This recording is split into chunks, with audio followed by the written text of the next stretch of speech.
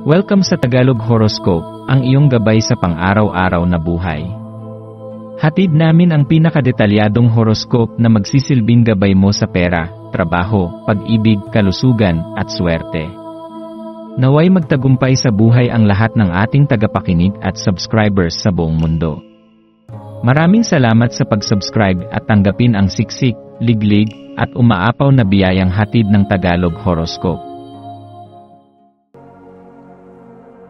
Ito ang iyong pang-araw-araw na horoscope para sa Pisces para sa Mayo 28, 2025. Ngayong araw ay unti-unting nagbubukas sa isang malumanay na yakap na nag-aanyaya sa iyo na tuklasin ang lambot at kalaliman ng iyong mga damdamin.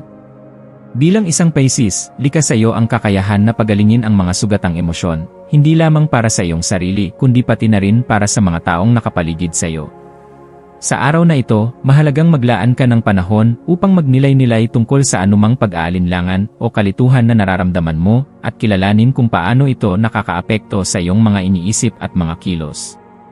Ang pag-unawa sa ganitong mga damdamin ay hindi lamang magbibigay linaw sa iyong mga hakbang, kundi magpapatibay rin sa iyong puso upang harapin ang anumang pagsubok ng may tapang at pagmamahal.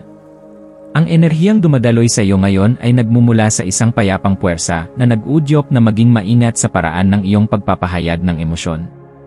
Iwasan ang anumang pag-aalboroto o galit sa loob ng iyong puso dahil wala itong lugar sa araw na ito. Sa halip, hanapin mo ang ginhawa sa mga tahimik na ritmo ng buhay na nagdadala ng kapanatagan. Isa sa mga pinakamainam na gawin ay ang makasama ang mga mahal sa buhay, sapagkat ang init at pag-aaruga ng iyong mga kapamilya at kaibigan ay makatutulong upang mapawi ang anumang lungkot o agam-agam sa iyong damdamin. Sa ganitong pagsasama-sama, nabubuo ang isang ligtas at mainit na espasyo kung saan maaari mong ipadama ang iyong tunay na nararamdaman ng walang pag-aalinlangan.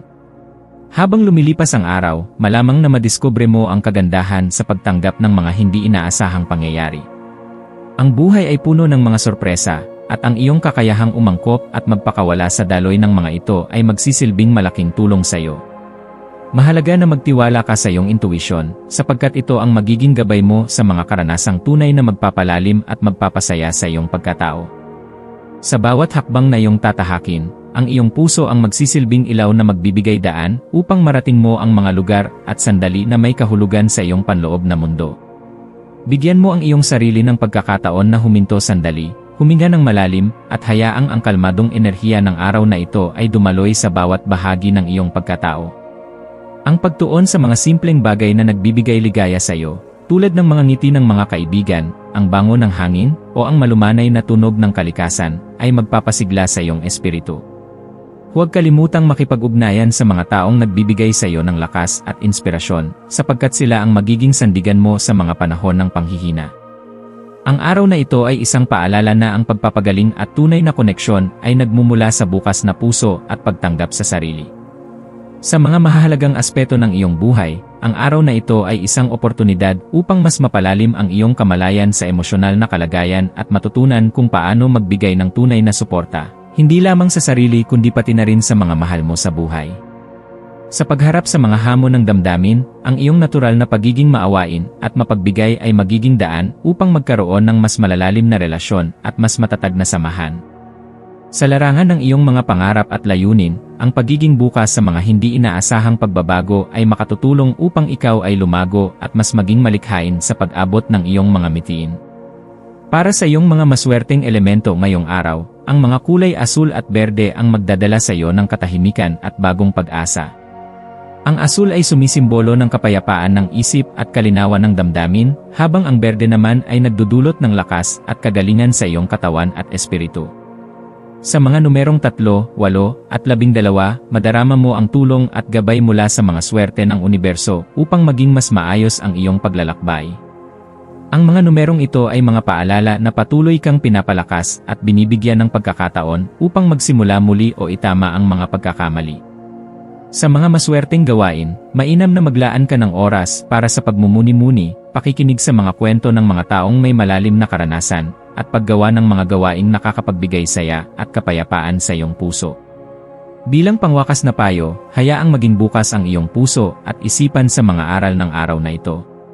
Ang pagiging malumanay sa iyong pakikitungo sa sarili at sa iba ay magdudulot ng mas malawak na pangunawa at kapayapaan. Huwag matakot ipakita ang iyong tunay na nararamdaman, sapagkat dito nagsisimula ang tunay na pagkakakilanlan at pag-ibig. Sa pagtatapos ng araw, maglaan ng sandali upang magpasalamat sa mga biyayang iyong natanggap at sa mga taong naging bahagi ng iyong buhay. Sa ganitong paraan, mararamdaman mo ang kasiyahan at kapayapaan na siyang magbibigay ng lakas para sa mga susunod na hamon at tagumpay.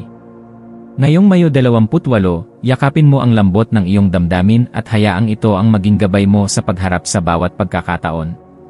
Sa pagtanggap sa mga di inaasahang pangyayari at pagdadala ng malasakit sa sarili at sa iba, magiging mas makulay at makabuluhan ang iyong paglalakbay tungo sa isang mas maayos at masayang buhay.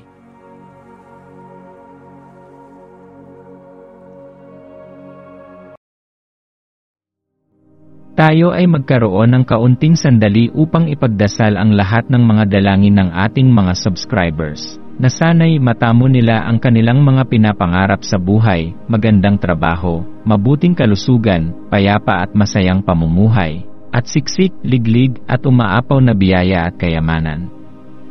Ipinagdarasal namin ng mataimtim ang lahat ng mga komento sa nakaraang video, at hinihiling namin, Panginoon, na pagpalain mo ang ating mga subscribers ng masayang buhay sa mundong ibabaw.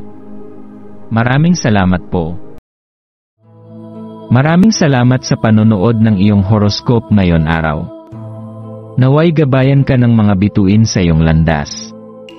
Huwag kalimutang mag-like, share, at subscribe para sa iba pang cosmic na kaalaman.